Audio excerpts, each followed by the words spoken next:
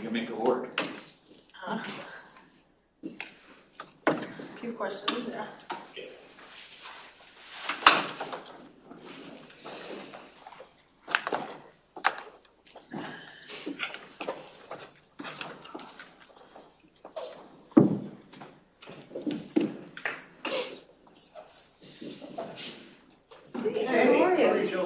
What's going on? One of them's fine.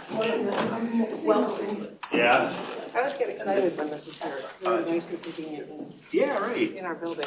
Yeah, it was funny, like Anthony sent me a link, I don't know, 2 weeks ago. He said, did you guys even know this was happening? And I was like, no. Yeah. But then I looked at the agenda and I was like, all right, there's some really that's good, interesting yeah. stuff. I even texted my daughter who's up in UConn, I'm like, you wanna come to this and look for a internship, you know? Yeah, that's also, Like, all the but she has like an exam this afternoon. But, But this is every year.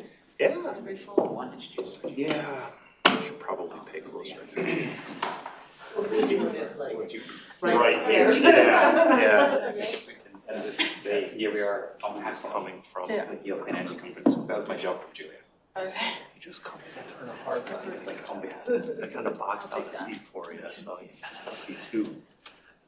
shouldn't be too noticeable. And you're gonna do a slide on you, like your story. Me? Yeah. Yeah, I'll review I it. thought your night superintendent thing was gonna be like the easiest thing Oh, ever, and like just like When you step everything up, else. yeah. It's Just reading your whole paragraph. well, I didn't Stop. realize we just bill you I guys learned that in my hours. bio. Actually, we just bill hours to the building and then Oh, yeah, Especially Jesus. with some other 6 things, like. does something with the money afterwards. Like it doesn't, like we're not just charging your COA for the staff who sit Right. here. Yeah, you did, until that. Yeah. Hey, Warren, come on in. Yeah. I just sort of, It's in your I'm work. 2 weeks from being out of this job, That's so. so that's exciting. yeah. I'm very happy for you. Thank you, yeah, I survived I it. have my which is elders, good. my. 3 years? 4 years. About 2.5, 2, 3. 18. Seems longer, but yeah, it was, Then I And have were 4 Yeah, like years. January. you fully responsible for all the utilities or the plans and things like that? yeah. 14, 11. Those are easy, you put everything in automatic, it basically runs itself. Yeah. You know? There. That's like, Still, so my, No, it's. I mean, all you good. did have a full-time job. I did have a full-time job before, that's true. And technically, I'm doing a job that had 2 full-time people doing it previously. So, you know, it's been interesting. I assure you, they do not consolidate 3 full-time salaries when you do something of that nature, so you know. It's Hello. Yeah. really, really great stuff. it comes Right. I can scale it down. Well, then it was interesting. And that, well, like, we have, I actually, you know, like, Joe talked to Anthony and Anthony, then we get to see Steve's auto. Yeah, and again. Very dedicated one here. I will never do anything else on campus. And we were like, my eldest was 17. I mean, like, you just need someone's help a little bit, Yeah, you know? so the Right. problem is But all she was of like, the people, everything. That's why the employee rate is so much So higher high, than if right. you just hire them. Yeah. Right, so I guess there's a lot of. again, I don't understand why. You can at least give it at least an hour. Cost per- Even if that ran Yeah. through facilities and then the business office takes like a 10% markup for their handling and all that, I mean, whatever, right? Something reasonable. But instead, it's like, you want to charge you the same rate as everyone else. You're a manager, that's what Yeah. Hi, everybody. Can you hear me okay? Yeah, better with the mic. Excellent. Welcome. On behalf of the Yale Clean Energy Conference, my only job here, I'm a lecturer at this Yale School of the Environment as a day job and resident fellow at the Center of Business and Environment. But just the job today is to introduce our fantastic host for the next hour. And it's a workshop. You came with the word workshop in the title, so you'll be doing things. So thank you very much for joining us. And we just first got connected. So rather than any of the bio, I know that Liz is going to introduce herself. but we got connected on, I think, the passion areas of the subject today about sort of where the human aspect of leadership and purpose and system change all come together when you're talking about the hard stuff in terms of grids and grid modernization and what we have to do for the energy transition. So we actually, we bonded over, I think she said, I think we're going through the same school of life in terms of how do we pull all those things together. So I'm here just to, from now on, just hand this mic to anyone who wants to speak. And then with that, over to Liz. Thank you very much. Thanks, Peter. Maybe I have to go closer. Okay. Well, thanks everyone for showing up. I will say the title of the workshop is Ever Evolving and a Continuous Improvement. I would say I planted the objective in the title, so just bear with me. But my journey is something that I look forward to share, and then also provide a little bit of historical and now present day perspective of where the grid is, and then ultimately thinking through big thinking, system thinking of how we as individuals can play a bigger part in creating the big solutions that are needed for this transformation that are occurring. So another title is really, and I found, championing change.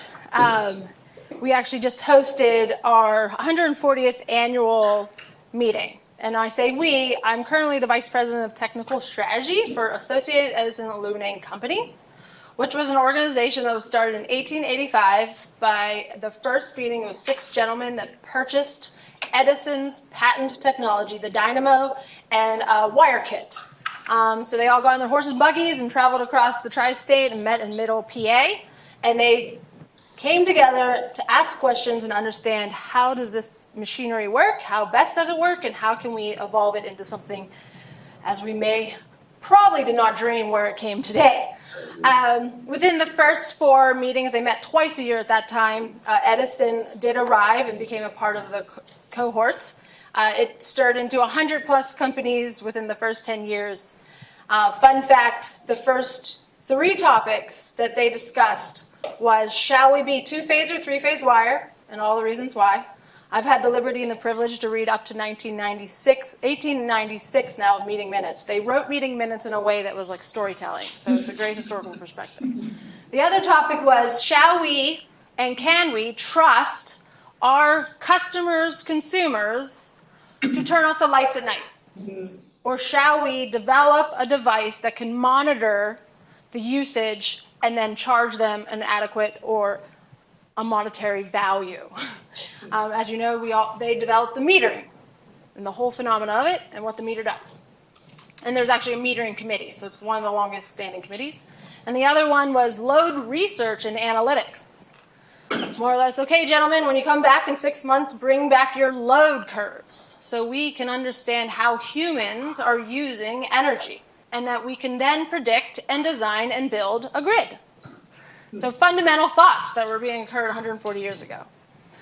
But also my background, I've been in the electric utility industry for 20 years. I started as a bachelor degree in electrical engineering because my father told me I can do anything, especially if I got an engineering degree. I didn't know what that meant, and I chose electrical ultimately because I was told it was the hardest. It was a competition between chemistry or electrical. I do not realize or can reflect that was the way I was. I just remember having one moment in my first year at Penn State, which I then transferred to the University of Pittsburgh to finish my degree, where I asked this person I did not know, what do you think I should do? And they said electrical, and here I went. I came out of that with a 4-year degree in electrical engineering, and I did not know what the power grid was. I was hired as a power system consulting engineer with 4 years. I was blessed, and I was given a gift that I will share until I retire, with a mentor, a boss, a coach who took me under his wings, and he taught me more in 6 months than I did learn in 4 years about what the power grid was. And so there was something about that. There's a people part. There was also a part that I loved my job, and it was quite boring if you were asked what I did. I gathered a lot of data. I put it into a system model. I actually hated computers. I didn't even know how to use Word after 4 years. I was like, what? These files, where do they go? But the passion and the perspective that my original boss gave me, that I was working to help the electric utility provide the lifeline to society. I was helping the engineers and other utilities to determine what is the best next step. I spent the first 12 years of my career in the transmission grid. There's a point to that. The transmission grid is a very large machine. As you all may know it, it's the largest machines we've developed in the globe. Here in the United States, we have 3 of the largest machines interconnected. We have the Eastern, we have the Western, and we have ERCOT, aka Texas. Those machines have been developed over 100 years. I will get to that in further slides. But what came to me through that 12 years working under that gentleman and studying and developing and delivering really educational content to teach utility folk what they need to know to make decisions on these big, large projects. I then started a journey in 2008 where I wanted to know why I was having all of these. I was having a family at the time, all these kids, and I was still jumping on planes and traveling the world to literally educate and teach. And there was a passion that was lit inside me. And so it really made me realize, and it took about 10 years to go, the aha. And it was after I left the company and went into the utility and realized it wasn't the company culture or my boss. It was the spirit and the realization that I was helping others, and that brought me great joy. And when I walked into the utility space, they all told me, what are you doing? That is detrimental to your career. Consultants, we're very billable, we're very driven, we're deadline oriented, and we get things done. Utilities, they're slow. They know it. They know it all. They've built this massive machine. They are responsible for safe, reliable, and affordable power to all. Therefore, doing anything that may be different or may change a slight process has a cascading effect across many, and I say tens, hundreds, thousands of people. There is a great need to change the utility. Championing change. Try to go inside a utility and drive change. It is a great experience, and I think every individual should want to go work for a utility to identify the complexities that they are served with every single day. From the individual contributor to all of the middle management up to the executive level. It is a very complex business, or is it? So how and why and what they do is not a simple solution. And really, at the end of it all is the individual people that make up a team that really drive and run the system. So, we are now in this rapid evolving energy landscape. I don't know all of where you're coming from, a lot of your perspectives, a lot of students, a lot of venture capitalists, a lot of energy technologists, all of the developers. Like, we want a piece of this very large puzzle. How can we help? I'm here to help. And I feel the fact comes down to is understanding all of the parts, all of the stakeholders, and the realization that all of the people that are involved are coming from so many perspectives. I want to say there are solutions, but it will come down to truly understanding the stakeholders and the perspectives that you're working with. And we all can't do it, so we need lots of individual champions of change to be able to drive these types of conversations. So it's interesting, I was invited to come talk to one of the courses that Peter and Stu are a part of from a person, team, systems perspective. And I also find if you are very intentional, and something that I gravitated towards, and one of the reasons why on my journey to understand why I love my job was also creating the structure of setting my intentions, driving my goals personally, and then ultimately with my large teams, team-wide, but then reflecting and pivoting. So there's a lot of language that we use that sometimes gets grabbed a hold of and ran with, and sometimes the basis of the understanding of those words that are chosen get misconstrued. But one term, which I think is phenomenal, and I still don't understand why, and I'm still exploring it, is operational excellence. It's actually a whole field of study. It's actually the nuclear industry is driven based on this understanding of continuous improvement. We're never there. We have never arrived. There are people and processes in place that ultimately drive and enable a lot. And so when I became the director of grid modernization at the utility that I worked at, and it was a journey in itself, where I saw inside the walls of one utility, and then I had this amazing opportunity to be a part of AEIC, where I saw and heard from all the leaders in 40 other utilities for 8 years. I would meet with them on the regular, and they became my texting buddies. We were all being challenged to enable distributed energy resources on the grid. So my transmission world blew up into the distribution world, and fundamentally they're two different machines, but they interlock and they work together. But fundamentally we've created an industry where those that work on the transmission fundamentally don't even think or care about the distribution. And distribution, vice versa, has a little bit of a naysay to the transmission folk. But fundamentally there's 4 large parts of the grid. Generation, bulk, which we've created, transmission, which we've created, distribution, which we all have created, and then the customer. 140 years ago, a customer had thought that energy, or the creation of light at night, was the work of the devil. That was what the fellows that were creating this massive machine that ultimately created the lives that we live, and we can't even stand 6 minutes without electricity. So they may have been right. So I found the words operational excellence, and when I became the director of grid modernization, was based on we need the data. The data that is now becoming ever available.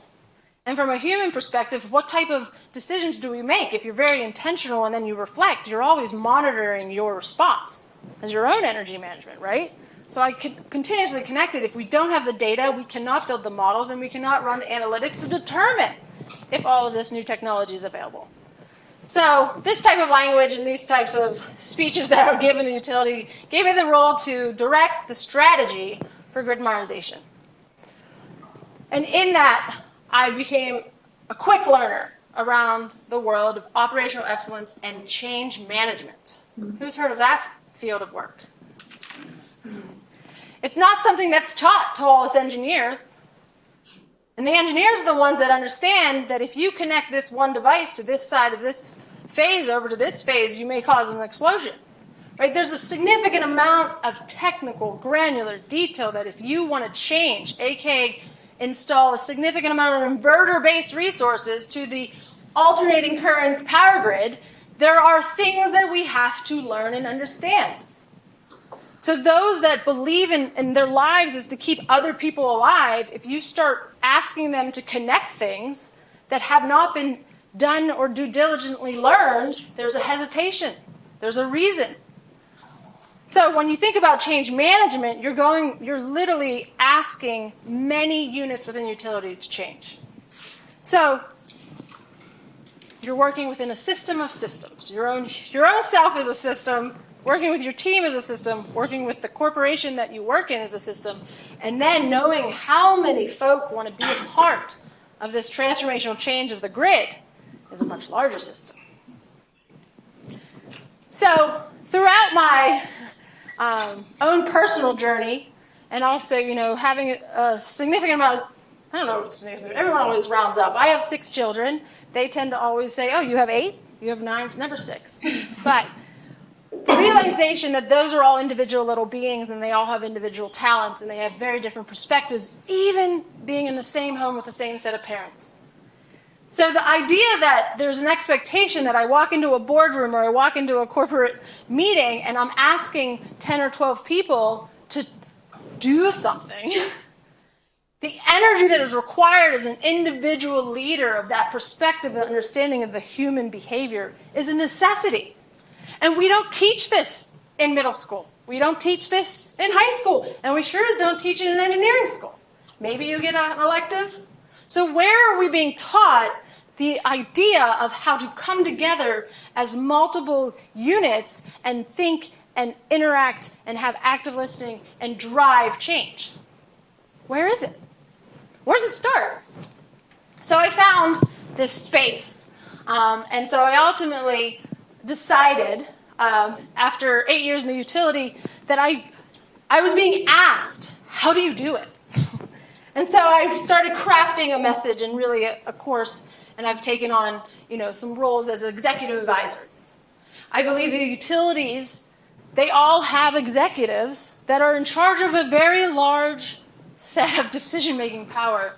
And so if I could plant a few seeds, a few aha moments that could allow them to change and think differently, could we have a cascading event where change the utility, change the world?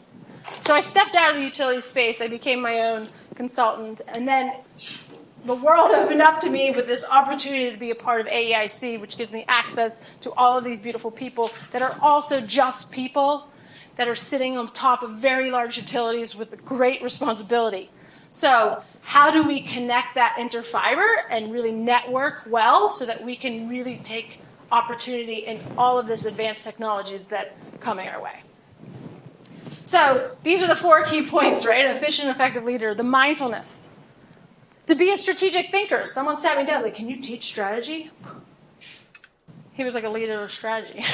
I was like, yes. Consistency. The importance of being consistent in creating habits. Personal habits as well as habits with your team. Especially when those habits or maybe those structure that you provide or the continuous reoccurring meetings or community engagement, right? There's a consistency there. They have to show up. And then again, resilience. And that's a big word right now in the grid space, right? I know this is supposed to be a workshop, and I do have an exercise. It's coming. Peter. This is all my introduction, too. But the grid has always been, we are here to maintain safe, reliable, affordable power. It was like it's scripted in every executive to say. And it's true. And I'll tell you, safety is on the tip of their mind. And so when safety is on the tip of your mind, which is for the public as well as the people that you are in charge of working on the grid, you become a little adverse to risk. And then also if you have a financial structure that is not really a part of the capitalistic way businesses grow, you kind of are in a box and you have to be very creative on what type of financial risks you can take based on how you create and make your revenue. And one workshop exercise, for all of you, and I won't put you on the spot, but just a question to think, is how do utilities make their money? Does anyone want to ask or suggest? Or they invest in their rate base and their infrastructure, and they earn a return on it. And other ways? Appreciation. That depreciation goes up. So that's their main. But there's that what he just said. What they're saying? Because I can't hear what they're saying. Can you speak I up? was just saying they invest in infrastructure and rate base, and then the regulator provides a return on that investment. So that comes through in customer rates, and they make money on transmission, generation, distribution. So, You repeat it. yeah, I'll repeat it, and I'll Next time, tie go context to next it. one. So the electric utility space, and I'll just a little history. Remember those gentlemen that were taking their buggies in, and they were like, how do we run this grid? Well, something that also was happening is a lot of other men that had money would buy up and really sell the commodity door to door. And so what was starting to happen is, for say a city of Pittsburgh had 20 utilities. So then you had wires going everywhere. So at the time, in 1911, there's a gentleman named Sam Insull. Anyone ever heard of that gentleman? Thomas Edison's right-hand man.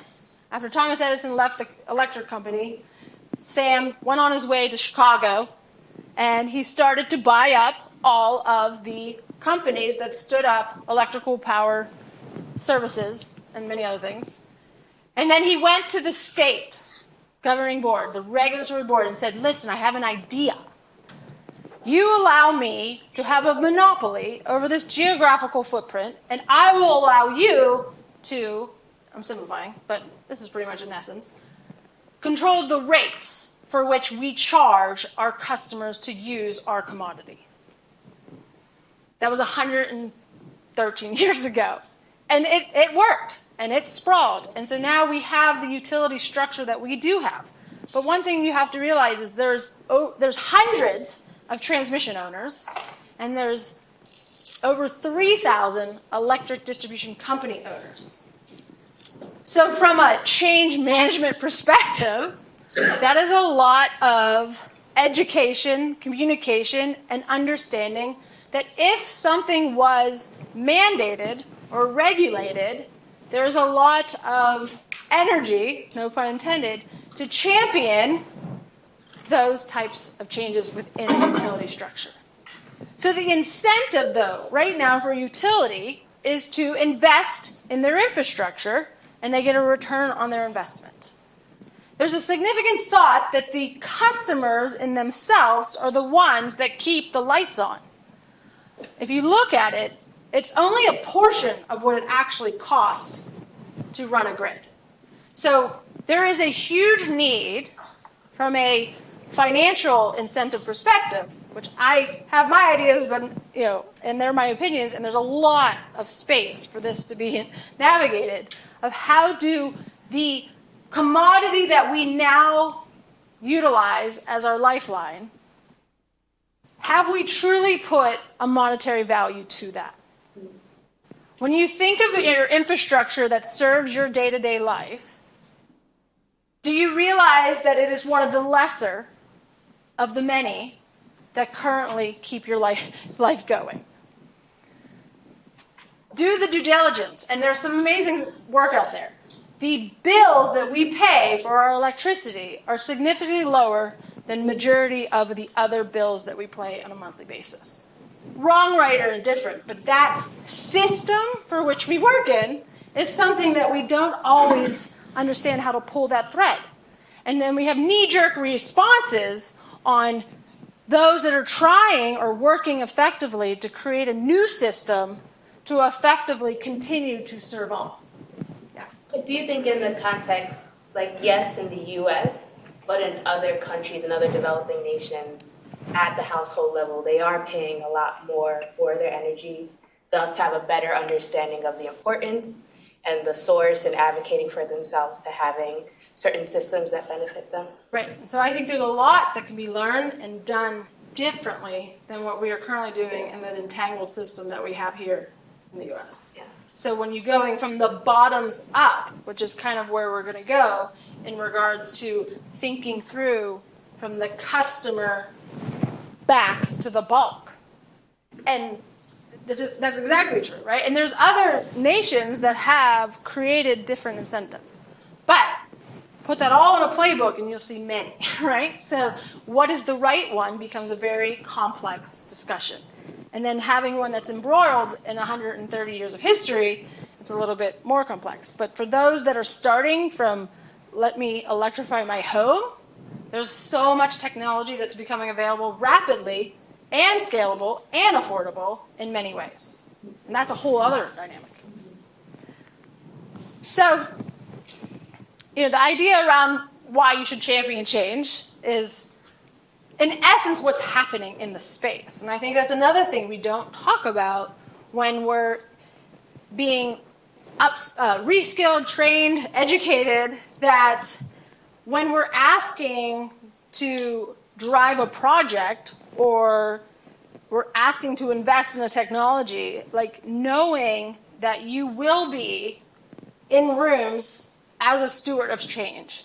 And like, how do you show up as your best self, realizing it's not going to be one or two conversations, and it's realizing that the obvious solution in your perspective may not be able to be processed at the time that you're speaking, let alone things happening fast. And I think I was in the community engagement workshop at 9. The speed for which technology and businesses want to move and the speed of building trust are very different. And so in the essence of understanding and getting that education and the trust with those that are going to lead you takes time. So the key takeaway, and I'm saying a lot, is really when thinking about your specific space and the driver need that you think your effort and work can contribute to, and it may be all valid and beautiful and great if you're coming from a space of love and connection and altruistic meaning, can trigger insurmountable amount of impact. And I think we've all seen that in some space in our lives. So being that individual champion of change, I think is what we should, the language we should use. So you're going to run into challenges. You're going to find those people that don't understand, or if they do understand, they don't believe in your solution. And then it requires an ability to actively listen, to process, and then re-enter, and then rinse and repeat. Okay. So here's just kind of my historical background of the grid, and I want to share the perspective of if we as humans start to think about truly what does energy and how we use energy mean to us as an individual, and then who can we inspire and influence and drive impact and create this ripple effect. If we understand that some of our own behaviors and our own decisions could be a contributor to the much larger solution that's needed. So just when we think about where we started, so the grid was ultimately built because a bunch of industry folk wanted to continue their production at night. Simple as that. They wanted to be able to run their mills and create their railroad tracks 24 hours, 7 days a week, right? Wrong, right, or indifferent. So they created they innovated a machine, a dynamo, to create light. Others started to want it, and therefore started to procure it. And then the world of energy economies at scale, it became cheaper to let Joe invest in the generator, and he just run me a wire, and then I pay him some money. It became the space. The original meter readers were humans, would walk around the buildings and count the lights and write on a piece of paper and hand it to the man as a gentleman handshake. That was in essence how the grid started. So as those generators were being built, the focus was generation. You have to generate the energy to create the electrical flow to then serve the customer. So for the first 80 years, it was how do we develop larger and larger machines to create an economy of scale that can serve all. And in that development, and maybe siloed focus, who knows, there were other ideas. And that's energy storage, electric vehicles, metering that can have high computational power to determine actual customer use. We're all lineage of thought that while this was happening, but was the technology and the capability and the computational power available in 1885? So this was the grid we built, and we built it on the basis of the telephone system which also was being developed at the same time. So Joe would call Bob and tell him that XY machine is coming on. He would pull a breaker, all manual, very manual. Some of the equipment that was built in 1920, 1930 is still running. Wrong, right, and different. Who had a transformer back in the 80s? Who has a transformer for their child now? Very different. I'm talking about the toy. So now think about the transformer that's actually built in the 1920s and the transformer was built in 2020. It's not poor quality. It's the equipment that was available to test, measure, and sense 100 years ago was not there. So they built them robust and they built them conservatively, and we have ran them and we keep running. And they have not failed. Now, are they failing? Is there an age infrastructure issue? Yes. The transformers that are being built now, they're great, but they run to what they are said to run to. And if you're going to run it a little bit over it, watch out. So where we are today, we have developed many technologies that are different from the 1800s, but how to integrate them into this very sound, conservative, robust design system that has been validated by those that are ultimately out there operating it from a safety and reliability perspective. We have been, and we continue to connect new technologies. Maybe not at the speed that we want it to be. And we've also have able and enabled technologies to create grids from the beginning and back without the need for the economies of scale. So the whole idea of microgrids or small community-connected energy districts. Someone else brought up in the other session about infrastructure. Like, how do we create more cohesive discussions with the gas, the water, the sewage, and electrical infrastructure companies, as well as the roads, into planning the next grids? That's a heavy feat, but I think it's something that would very much benefit society. I don't have the answer for that one, but I would love it. Any kind of tools that we can create to like make that much easier to drive that kind of conversation would be very effective in many communities. But now what has happened is the centralized generation has now become somewhat distributed. We've also, as customers, we were very predictable. We got up, we went to work, we went to bed, we came home. So those load curves that were first being delivered in 1886, back when they all talked, they all look the same. So you could build your generation at one particular place, you can run your wires to one particular set of communities. And mind you, in 1930, when the New Deal was passed, which is, the IIJA, just a fun fact, is 5 times that amount of money that was given in 1930, was to electrify America. So we can do big things if we have a plan and we have people driving a solution. But that IIJA funding is the realization that we have these issues that I'm speaking about. So there are people thinking about it, but we have a little bit of a problem of a divisive thought in regards to what the next energy source shall be. We saw a peak in gas being developed in the early 90s. And that fluctuated when the prices fluctuated. But at the time, the only other energy source that was available was your coal and your nuclear and your hydro. That was always your steady Eddie. So is your nuclear, but sadly we know where that has gone, and nuclear is a big piece of this transformation. But the other sources that we all know about, that we have termed clean, which is really just on-site energy, so you don't have to extract it, you don't have to ship it, and you don't have to store it. So, like, it seems obvious, right? From an economies of scale. But it is intermittent, and it fluctuates based on weather. And also, at the same exact time that we've identified this technology that is very valid and can be incorporated, if we understand the system it works in, we as customers have become dynamic and different. And our expectations have become very dynamic and different.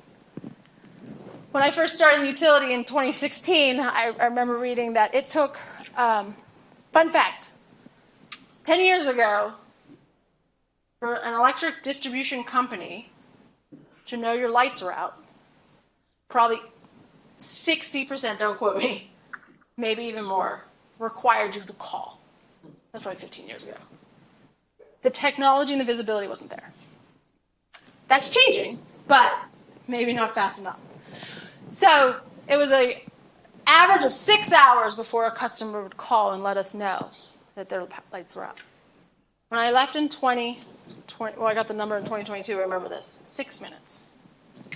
Within 6 years, our expectations in one community dynamically changed. And it was really probably because they saw all these other tools, like how come Verizon knows my lights are out, but the electric utility company does not? But it triggered this fast demand change. So ultimately where we need to be is there's a significant amount of technology that needs to be deployed to truly understand the baseline performance of our existing grid so that we can enable and drive all of these new technologies. With the time I have, I won't go into each individual one of them. But what it has done, and to those that are starting to build grids out of nothing, is those technologies are rapidly being proven as viable and affordable. But they're very technically challenging, right, to connect them and to ensure the safe, reliable space. And then we've got the affordability. So, real quick, so this is all occurring, right, in the energy system. And so when you think about clean energy, it's just a language that we're using for a particular sliver of disruption. But on top of this need or desire or drivers, there's a much more happening to the grid itself, and therefore it requires really the champions of change to understand the big picture to help drive and eliminate the obstacles as you go. My signature says, obstacles do not block the path, they are the path. And I found that rang true year one into the utility. I took no as next opportunity. No one truly could tell me the reason why they would tell me no. And I found they did not have the data. They did not have the true insight. Therefore, their no meant nothing to me. I don't know. I might have got on a lot of people's nerves. But what I did is I went and extracted that data, and then I would make the story based on data. Even if it was dirty or disparate or old, it still had a story to it. And so this whole world of data analytics, it is a huge space for the solution to become something of real. So the utilities, electric utilities in particular, and there's kind of, if you think about the parallels of your water, your sewage, your gas, and your electric, when you think about the visibility of all assets, the performance of all assets from the electrical perspective, because of the physical phenomena of what electricity is, some of the needs that the other infrastructure had were not a driver. So there might be a reason why the lack of system models and true data sets with very cleansed information is not easily available. But it's rapidly changing, and that's the good news. So utilities are starting to digitize a lot of their processes. I mean, a book I recommend, Unit X, it's a recent book. It's the merger of Silicon Valley and the military. So I heard the military goes a lot slower than utilities, so I think it could be great. But when I was reading it, I was like, oh my gosh. But the amount of manual spreadsheets and manual data extraction that still exists to run this amazingly complex systems that we have is fascinating. But that evolution is rapidly happening within utilities. The other part is transportation electrification. There's a lot of language around this. The grid is not going to be able to handle it. I truly believe if you have the partnerships, the synergies, and the data to drive the direction and the empowerment of all of the parties, the grid will be ready. But you have to have the right players with the right mindset, with the true ability to understand each other to drive those projects. Then the revolution in energy efficiency. Anybody hear about, I know we're in Connecticut, electrifying your heating and cooling? And it's becoming affordable in the cold weather climate. And there's that thing called IRA. It's happening. And so one thing I don't think we talk about enough is the natural load demand, which is your customer usage demand, is growing.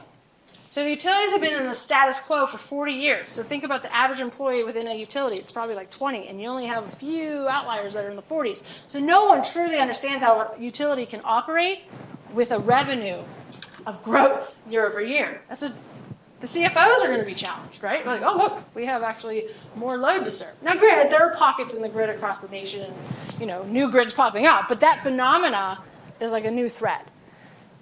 So this is occurring. In our work, we could do big things. In the 80s and 90s, we literally said, we're using way too much energy. We need to, flatten the curve. We did. In a lot of places, we bent it down. So if we have the right story and the right champions in the right rooms, driving some of this new technology, which is innovation, which is what we built everything off of, we can do hard things. And the last one really comes down to us as an individual, and here's your human behavior part. Each one of us in the room has probably, and raise your hand if you haven't, you probably have a smartphone in your pocket. That transformational change is exponential. And another book I recommend is Tony Seba. He wrote a book called Clean Energy Disruption, 2014. Did anyone read it? It's a great book. He makes a prediction on where the cost of wind, solar, and battery will be in 10 years. He's hit every single one of them. The scary part of that is what that's going to do to the transformation of the energy utility industry, the transportation industry, the supply chain and materials, food and agricultural, and the last one, which I can't get enough of and I need to figure out, is communication, how we communicate to each other, how we develop education, webinars, papers, documents that literally people will read, absorb, and say, yes, I understand, and I will go do. We've lost the trust in the resources that are becoming available to us because we're inundated with so much information. So Tino Seba actually has a YouTube video if you want to watch it. I don't have time for that. It's really good, but it's a little bit daunting when he talks about the transformational change. And the iPhone is an example of that change of a human behavior's response. Like, who was saying we don't want that phone, right? Where are we all sitting now? So with all of those 5 industries at this tipping point, we will have opportunity to latch on. So you as a human, how do you use your energy? I mean, I know the old adage, like, shut the lights off when you're not in your room. I was in a conference and I was talking and it was like 70 degrees out and the heater was on. I was like, I'm not that nervous, but I like turned around and the heater was on. I was like, oh my gosh, this is like a new building. Why do you have the heater on when it's 70 out? So just from an individual capability. So if there's a partnership that can deploy the technology, the advanced technology, across the grid to see it holistically and send signals for humans to respond. Have we done that? Are there certain apps on our phone where ultimately they guide our decision-making power? Could we create effective algorithms and applications that literally create opportunity for us to use energy differently in a bigger way, a community-connected way? So the biggest challenge that's happening, and I think this is exciting, that this clarity, this fuzziness, is becoming more focused in various pockets of the grid owners. And so for those that are creating grids from the edge or the building, all of this capability is available. You can tap into all of your systems, right? There was a day when we didn't have furnaces. There was a day when we didn't have air conditioning. And there's a day that we didn't all have electric vehicle charging infrastructure, but maybe we won't, but maybe we will. But they're smart thermostats, smart water heaters, right? Buildings becoming passive, being built to use the weather.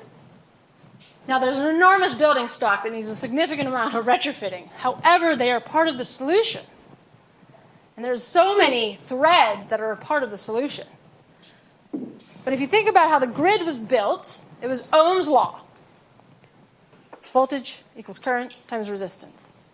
Distribution planners until 10 years ago, and some of them are still doing it, in the areas that's not too complex yet, pencil and paper and spreadsheets.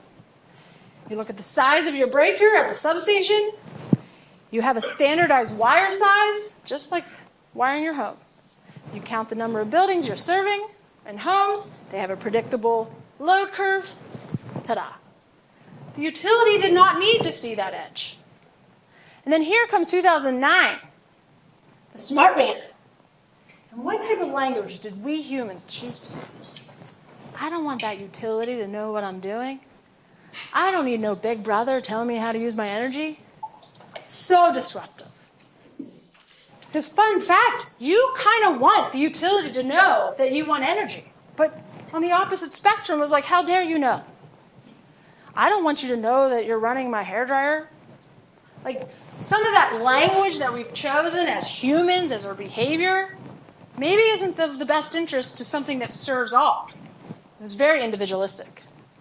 So now here you have the technology. You have smart meters. Now granted, everyone says that smart meter thing fell. It did not. The amount of lessons and learning and capability that has been driven from this precious data is priceless. We can't get that out enough. And yes, did some utilities fumble and maybe not do it the correct way? Yes, but did they learn and are they ramping up and developing more humans to create the resources to drive? Yes, it's all a part of the process. And I think we talked about in the earlier situation is the trust between a customer and a utility has been really, it's pretty rough. we as humans are vicious to the utility companies, which are people that literally leave their homes and get in their trucks and literally put their lives on the risk to put the lights back on. I was on storm duty, and I tried so hard as being a great person. Like, I love storm duty, I can't wait. Where I had to spend nights in control rooms, monitoring homes, and making phone calls to say, your lights are out, right? Really, that's what's happening. And until the smart meters become more intelligent. So anyway, us as humans, right? The realization that this is the infrastructure we built, wrong, right, or indifferent. Are there some players that may have done some really, really gross things? Gross maybe is a bad word, but like maybe Enron, right? We all maybe know about that. But even that was, I think, truly from a positive mindset. They did not know.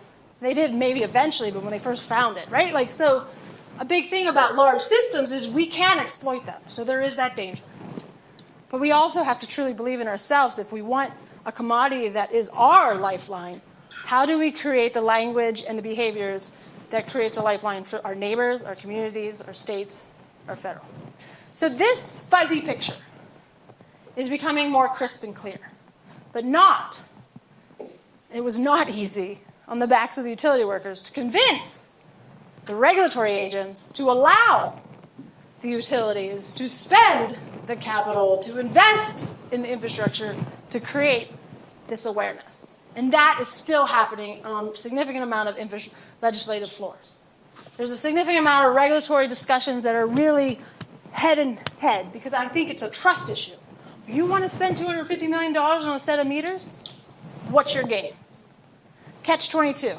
How do you provide a cost-benefit analysis on something that has not occurred? You share, which is what the beauty of AIC is, the monopolistic structure that we've created, come together in a room and say, okay, we went first, Hawaii, California, Arizona, and these are all the things that we learned. So all of you East Coast states, do your best to learn. And it trickled across the globe. But that knowledge of one is the knowledge of all. And that is the lineage or the line of thought that the first meeting of 1885 created, was that we're coming together for the knowledge of one, knowledge of all. They had a common goal. Right. I know I'm running out of time. And so really my workshop with you all, and I think it's more just, it was the questions to ask yourself. How do you show up in the energy space of your own utilization of energy? How do you show up from a systems perspective of understanding how the power grid actually works? And shameless plug, I do have a podcast. It's called the Grid Mod Pod. I have 72 episodes where I'm interviewing electric utility innovative thinkers that are driving some of these big projects to come talk about it. Because the industry holds a significant amount of associations and organizations, and I've learned that in the last year. Wow, there's a lot of them, where people come together and they talk, and I will tell you the utility is the reason why we cannot transform. So how can we create a space where the utility is at the table creating that synergistic conversation? And a lot of it has to do with how do we partner with the regulatory team and the general counsel and build trust to go into the commissioner's office to create collaborative, creative goals to go into the legislative environment. That is hard. And not every utility has these huge resources. There's a significant amount of complex problems. So how can we have, some of them do, how can we have genuine conversations that thread it all the way back to change some of the laws that ultimately trickle back to the utilities? And it's really a four-way street. So I kind of went over this slide, but the power of data and the technology required to do it. And if the utilities have the visibility, they can share that open transparency of the data to create together opportunities for us to manage and utilize our energy differently. Now, granted, there's a lot there, right? Who's the player, who's in charge, who develops programs? But for instance, rate making. How we created our rates and who pays for what and what value do we pay has been based on very limited amount of data. there's this huge transformation happening that once you can collect the data and then convert it and then analyze it, requires a certain set of advanced technologies and human reskilling, the human resource aspect, and of course there's a monetary cost to it.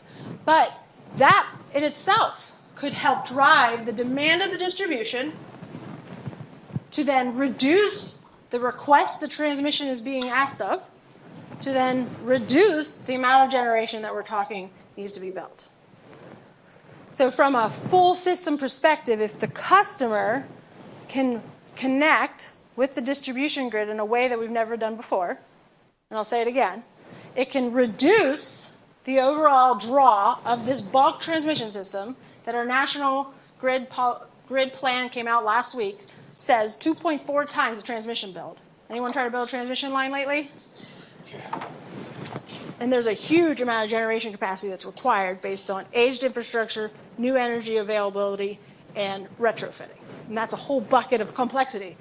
But if it starts at one end and could trickle up to the other end, that type of conversation can be had if the data is being developed and provided as insight. So this is kind of what I was talking about, but inside the utility you have ultimately three arms: a financial, a legal, regulatory, and your system planning operation folk. So you really, to be a champion, to sell to a utility, to partner with a utility, is understand there's not one power play. There's three at play, and maybe even a fourth, and actually more than anything, is your customer and social engagement that pull it all together. And each one of these groups are being challenged based on all those disruptions I spoke of. And then on top of that, within those core structures, you have ultimate groups that all have leaders, that all have individual contributors, that all need to understand the management of change. Is it daunting or is it exciting? I think if the solution is the people, it's exciting. And also to know the technology and the capability is there, and we've had numerous use cases across the globe that show it. In your experience, how long does it take to get a utility to have buy-in at the level of each of these kind of pillars of its function and operations? It's complex. That's why executive leadership is really important. I, as an individual contributor, am the little nerd behind the desk, like, I don't care who my CEO is. You should care. And your next line of leaders, those are the men and women. And then middle management is probably, like, if they're not getting the message to perform in a certain direction, that's where it gets very complex. So sadly, and this is something that's always on my mind, is why do we have to wait for something bad to happen before we all realize? And I'll just say, for instance, fire mitigation. It's a hot topic. 5 years ago, before what happened to PG&E and the case and the alpha of all of that, if anyone needs another book, it's California Burning. It takes you through this. It should be a movie. It's really sad. The player's a game. But that poke has driven the fire mitigation and the technology advancement of all utilities across the U.S. to spur up and address in 5 years. So I think, depending on the champion of change and the one that has the language and the ability to continue to show up and believe in a vision, all of those things which are not taught when you're an individual contributor, an engineering degree, there's a bigger world to play in. So that's why I have so much passion, is if just any one of you become this person that believes that there's a vision that you can create and you continue to drive and show up and become consistent, and you're doing it with great intention, like, we can make a difference. So it can go quick, like a sad, a death in a utility, and they do a whole, loss of life, risk assessment, everyone's interviewed, big, huge audit, right? There's a lot of work that happens when something sad like that happens. They identify something, a missing piece, and they drive it across the organization. So those things can happen. It's how do we create the energy, no pun intended, of the human behavior to champion what we're trying and what is our end goal. And the complex thing is follow the money.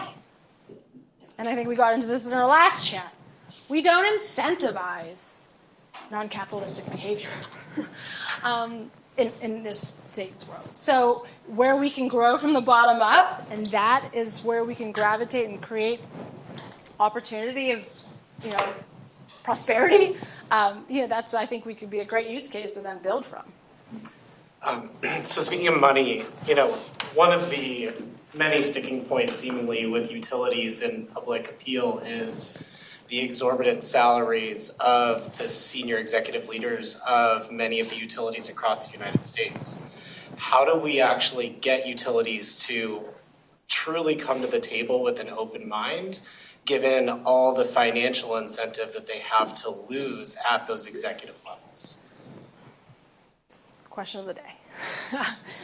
It's a part of the system that we all are very well aware of, and it's very deep, and the tentacles are long and the roots are strong. So, that's pretty like a end of the world day. But, knowing it, and then how do we create those synergistic conversations to drive the change? But saying it out loud, and how do we create the consumer advocacy groups, the regulatory groups, and the operational folk, as well as the financial arms, to really see a solution that can drive value. And I do believe in the power of abundance, and I think there is ample opportunity to unlock some of these insights that can then really enable and drive the solutions. And I've seen it, I guess, in pockets, and I think we all have. So I know my time is up. So just the last stripe here was IT and what they are and who they are and what the people understand is a big part of unlocking how the utilities transform into the next generation. So big round of applause, please. Very quick takeaways for the conference. One of the two key questions. So the workshop was work afterwards, basically. Yes. So we've all got homework. How do you distribute your own energy? In addition to the mod pod. So how do you understand and change the utility system? There's the grid mod pod. Is that right? Yes. And there's also these slides. Can we? Yeah, you can have these. We can make these available because data rich. And then how do you distribute your own energy?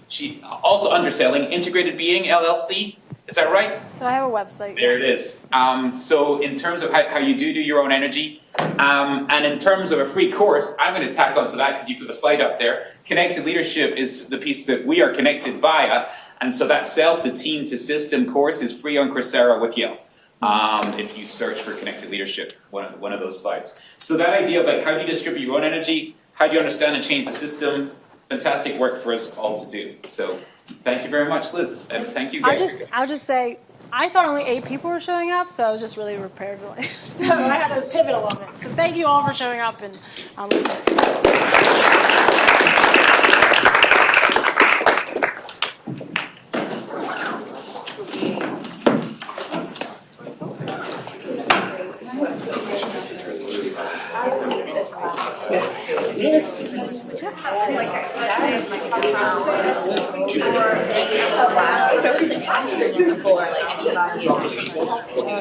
Data centers is such a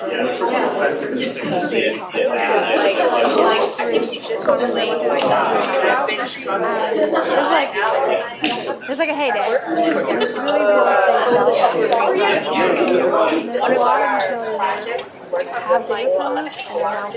have data centers and are now clearing that 100 megawatts, 250 megawatts, now they're showing up 1,000, which is city. So it transforms, and maybe it could potentially break the system. I was like, who pays for it? How does it pay for it? And who builds it? So I think there's a big...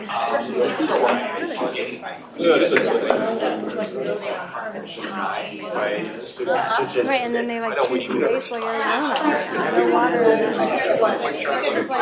Why? Because it's cheap. It's cheap out. So we have to transfer. They should be going up to the utility, where it's cooler, and like, have those partnerships. Texas, it's just nothing but cheap land and cheap pricing. That is not how we're Like, it's a core function that you don't realize you have to do until you're actually doing it. You're like, oh, this is nothing to do with technology. maybe do I have to mistakes bring the it solar to developers the are song. doing, and when people like we already made a mistake 3 times. Well, maybe in a year from now, I'll have an answer to you how well it is. 28 or 40 megawatts in some rural It's so hard. oh, you want 1,000 megawatts? Here you go. Like it's broken.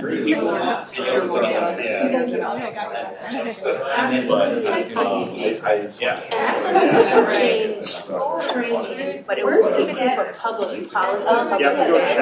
So the whole framing of like, sometimes the system is yourself. You don't even realize the bias and negativity that you can bring in. You actually end up doing more harm to what you're trying to fix. So that training was phenomenal, but now connecting it to energy industry, it was like, I'm sitting here like, oh my gosh, this is literally what I'm going through right this moment. Wow. Great conversation. Great conversation. Yeah. Yeah. So good. I might bring it up during the keynote this afternoon. Like, Rob was asking like, what's kind of difficulties. You know, like John Oliver. Yeah. Did you watch it? His video. Marrow. His video. Oh, great. Yeah. What is that? It's the very 2 years ago. So what's that? If you want to be my friend, I'll send it to you. But somewhere around that time, but That's and I know, like, I was very sick frozen. I mean, I think that was great. yes. It's all free. It's all free. I always use. Here's all your clean energy It is amazing Here's all your loads. Here's all your transmission. Because we have federal funding, so we're implementing our IRA program. And the amount of economic development and the value. So we're coming in as a nonprofit The wealth intermediary, essentially on that behalf of the gain federal from clean government. energy. These resources are available. So how do we like We national have to deploy it campaigns? as How do quickly we as get those? possible. But if a utility, if distributed energy resource is not even top of mind, Hi. then the first conversation Nice to meet you. is like, this is what it is. Yeah, Do it. So What I've done, I don't know if you remember the skill. I told you, man. I told you, man. Civil engineers are hot. Are people able to sort of, sort of manage the change and are willing? And does that management teams where I introduced it in terms of how you can manage a team. You know, high skill, high will, you empower them. High skill, low will, you have to engage them. yeah. You have to train the high low will skill. Yeah, that's what it's Everyone in the top right. It's interesting in a utility type thing for change management where you get to self-declare where do they think they are. And then you get a senior team like down here. Like I don't know about this change, I don't trust you, I don't think it works. But it's really interesting to sit and talk about where they are, where they are. Yeah. I've done a lot of sustainability change terms. That's not, that's fascinating. So and I it's just all wanted being to done ask remote, you which is guys also very difficult. Yes. The folks I'm dealing with are in North and South Dakota. Right. So we're also just like cultural differences, space and time. I don't know. Oh, well, hey, I'd love to help if there's anything there to sort of your the complexity of the more that individualistic sort of facilitation. things in within Let me know. Okay. That's the sort of stuff I do. Yeah, thank you. You know, as part of Yale, if Yale's it's So- helpful to have Yeah. a brand. Yes. And it's Yeah, there's a lot like the whole Thank you, this audience. wealth at the top of the utility executives, So- right? so then And it's just like that independent just creates user person. a Yeah. monumentous amount of distrust. That's good. That's helpful So to it's like a know. really complex All thing. right. Well, good luck with that. I'm so why glad did you're they- there. Thank you. Doing the hard system. Thank you. Thank you so much. You should ask them, right? It'd be enormous pressure. But so I think, the general theme of this lecture is I know. I actually have a call in a few minutes, but it was really good. If you can try to get access to this, there's no easy solution. are you right? But it really will come down to creating a networking partnership of many to really drive a certain Lots of ideas, yes. That's great. Thank you. My firm is hiring. So like if you I wanna would say like hear. I try to recruit. I've been tasked with recruiting while doing everything. So I'm here. 60% of our foster Yeah. are ESL class. So Oh, that's very cool. Here, the should company take that I my guesses. strategist Oh, of. okay, right. Then you go on our website. And I even check noticed some of the even roles in the that are state of open, PA, see we're if like any of them heavily are- gas exporters. So huge Where are you based out of? lobbyists are strong. I live in Connecticut. I'm from Woodbridge, Okay, basically. nice. Yeah, my So what I'm saying is like Oh, we lovely. need us climate Yeah, change so leaders. we're It's all very over the obvious. country. And We should familiar we should with talk Connecticut about Green it. Bank. They're one of our We're in partners. Yeah. But we're setting up Obvious essentially the negators national version of the is Connecticut it's Green really Bank. about Oh, really?